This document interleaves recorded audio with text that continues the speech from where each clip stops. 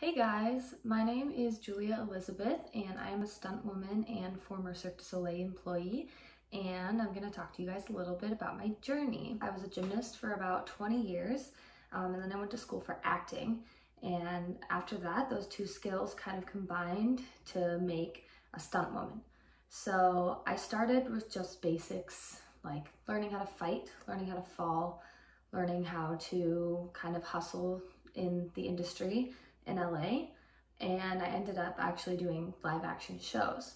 So the first contract that I accepted was in China. So I went to China for 8 months and I lived there and I was doing a live action stunt show. So in the stunt show, mostly what I did was I fell down a lot. Basically that's what I do all the time, is I just fall down a lot. I do high falls up to like 50 feet, and most of the stuff that I do is called ground pounding, which is just really high impact falls onto like the concrete or the grass or whatever. So once I did that for a while, I came back to America and I moved to LA to start getting into the film industry for stunts. So I was going kind of well. Right at the year mark that I lived in LA, I got hired by Cirque du Soleil to come and do a live action stunt show in Las Vegas. So we started a big creation process for Cirque du Soleil. So I went to Montreal and we started this big new project. We got back to America and we opened the show, and it was like a live action stunt show. So we had motorcycles, we had fire burns, we had high falls, we had all these things. My stunts were mostly falls, fights, and fire. So I got set on fire, I did fights on fire, I did acrobatics on fire, and I also did a few high falls. So that was really my experience with Cirque du Soleil. And then the contract ended, and now I'm probably gonna move back to LA and go back into the stunt industry out there. That's kind of an interesting question because there used to be a lot more animals in the circus, but they kind of decided that that was cruel because you can't be forcing animals to be doing circus work. It's just not very humane. So most circuses now don't use animals at all, and Cirque du Soleil does not use animals in any of their circuses anymore. So no, I have not worked with any circus animals. But in the stunt industry, there are stunt animals, not stunt animals in a way where they're going to treat them inhumanely, but they do train like dogs and they train horses and things so that if a performer is like riding a horse, they know that it's gonna do what it's supposed to do and it's not gonna go crazy. Same with a dog. Like if you ever see a dog in a movie that's like biting someone, they've been trained to bite people, just kind of like police dogs are trained to bite people. So usually animals in the stunt industry, they come with their own like personal handler, and I'm not a stunt animal specialist, so I haven't worked with any animals on set, but I do know that that is a thing that happens. Stunts is kind of broken up into different categories. So I would say that in terms of danger, I've done a high fall on fire. It wasn't from super high, it was probably like 15, maybe 20 feet, but almost my entire body was covered in fire while I did my fall. That one was probably the craziest in terms of, if you looked at it, you could definitely tell that there were some elements of danger. High falls are pretty crazy. There was one time where I was fighting on the edge of like a balcony, and me and the person fought, and I had to pretend to slip off, and then they pulled me back up, and then when I got hit, we both fell backwards off of the balcony together, and it was about 25 feet maybe. So that one was kind of crazy, just because there's a lot of things that can go wrong in that kind of stunt, so you have to make sure that you're always staying like very safe and like always doing exactly what you're supposed to be doing. There's also something called an R.U.N, which is like an air pressurized pedal, and you run up to it and basically it's like this. So when you step on the pedal, it releases air and it basically just like catapults you into the air. And those are very specific because as soon as you step on the pedal, the thing is gonna go, and you don't really have much that you can do about that. It's just gonna go. So you always have to make sure that your foot is exactly in the right spot every single time, or else you could get seriously injured. So I've done air stunts, and those are probably the most dangerous in terms of specificity. Like if you don't hit the pedal right, you're going to get hurt. So those are pretty crazy. Basically, I went to a stunt school called the International Stunt School, which is in Seattle.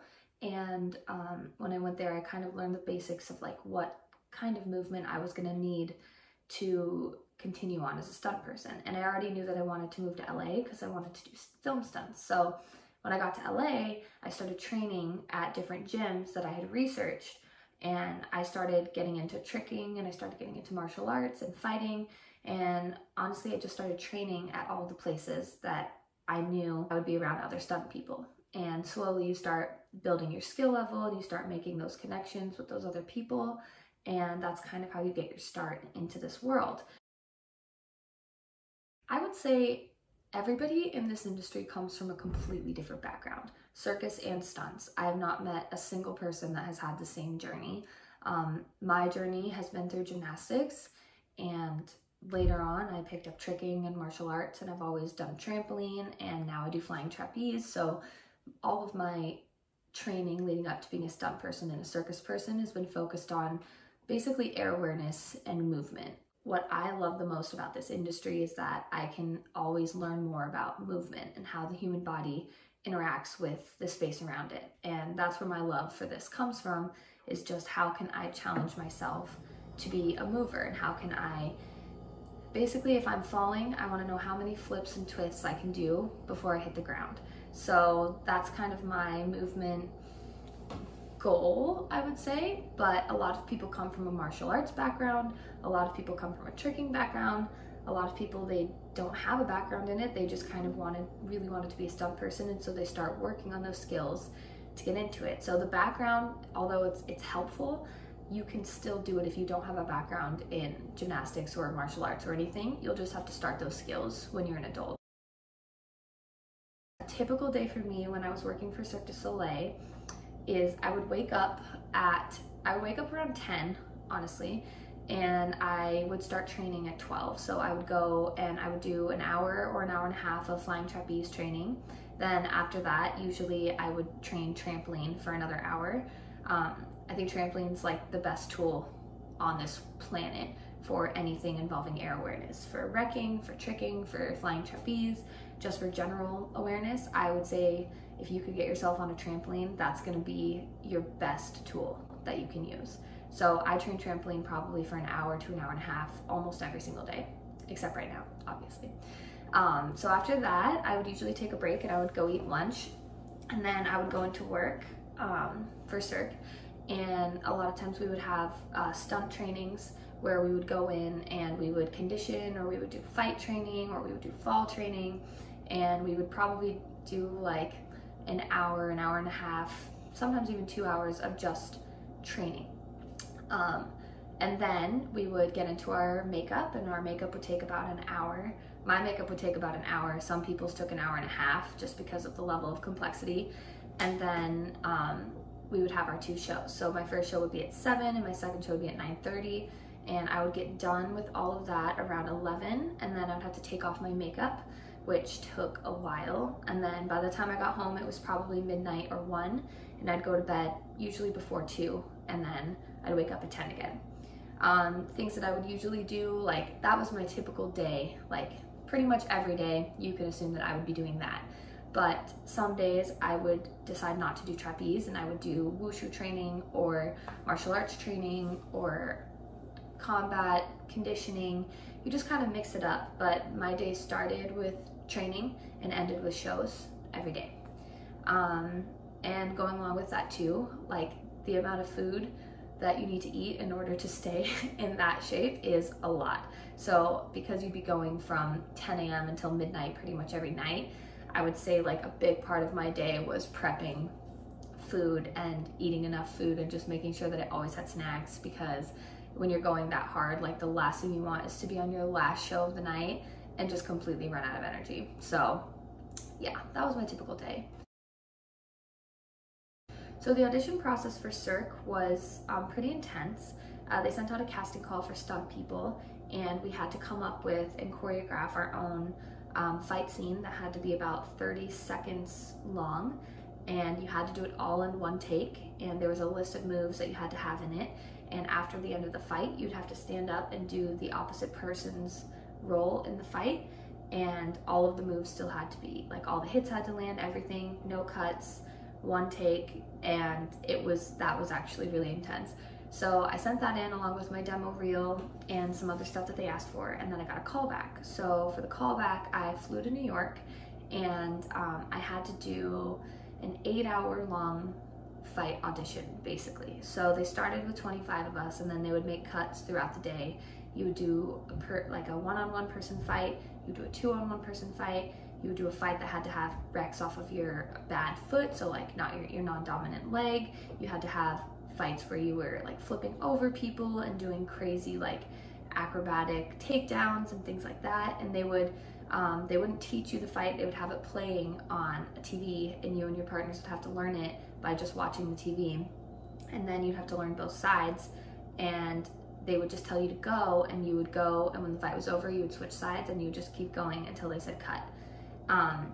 So that process lasted like 7 hours, I would say, of just fighting. They were making cuts, and they were making us change partners and like all this stuff. And then after that, they had us, there were 4 of us, I think, at the end, where they had us show off like 2 minutes of just things that we could do. So I did 2 minutes of wrecking, just falling, tricking, gymnastics, tumbling, kicks, like everything I could fit into that 2-minute span. And then after that, we did a high fall section.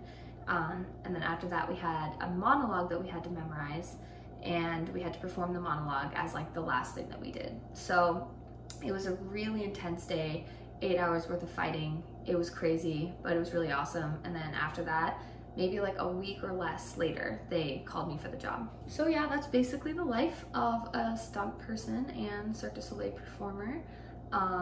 My Instagram is Julia Elizabeth Stunts, and if you want to see my circus content or my stunt content, you can go there. I do flying trapeze and I do stunts, and that's pretty much all that I have on my Instagram. If you guys have any questions, like, you can always reach out to me through my social media.